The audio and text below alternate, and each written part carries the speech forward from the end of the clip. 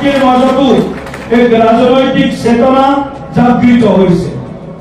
আমাৰ অসমীয়াই ভাৰতবৰ্ষৰ বিকশিত মানচিত্ৰত এখন শ্ৰেষ্ঠতম ৰাজ্য হিচাপে গঢ়ি তোলাৰ বাবে, এখন বিকশিত ৰাজ্য হিচাপে গঢ়ি তোলাৰ বাবে, এখন স্বাভিমানী অসম গঢ়ি তোলাৰ বাবে, এখন আত্মনিৰ্ভৰশীল অসম গঢ়ি তোলাৰ বাবে আজি আমাৰ যুৱ শক্তিয়েও সপোন দেখিছে।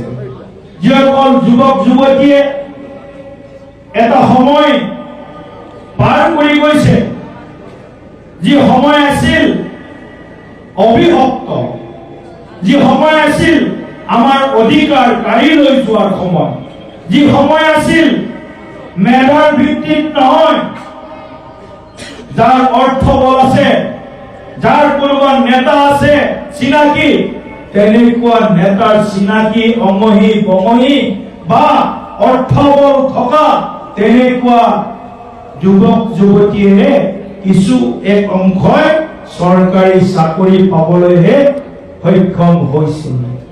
আজি আমি গৌৰৱেৰে ক'ব পাৰো, মাননীয় মুখ্যমন্ত্ৰী ডক্টৰ হিমন্ত বিশ্ব শৰ্মা ডাঙৰীয়াৰ নেতৃত্বত অসমত এতিয়ালৈকে প্ৰায় 1,57,000 যুৱক যুৱতীয়ে চৰকাৰী চাকৰি পাবলৈ সক্ষম হৈছে। চিফ মিনিষ্টাৰ্ছ আত্মনিৰ্ভৰ অসম অভিযান, ইয়াৰ জৰিয়তে আমি 1 লাখ যুৱক যুৱতীক 2 লাখ টকাকৈ দিয়াৰ ব্যৱস্থা কৰিছো।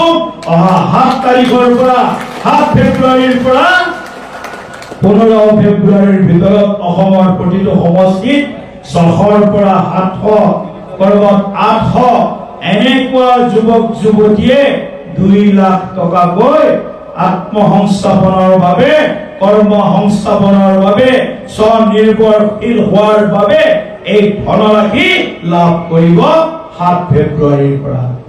আজি আমি এনেকুৱা এখন অসম নিৰ্মাণ কৰিব বিচাৰিছো, যিখন অসমত যুৱ শক্তিৰ মাজত হতাশাৰ বিপৰীতে আশাৰ সঞ্চাৰ হওক।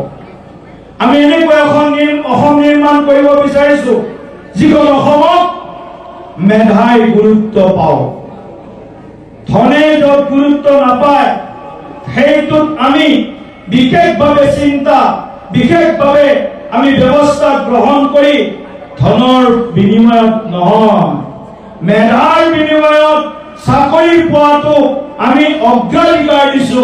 আৰু তাৰ কাৰণে আজি ডেকা শক্তি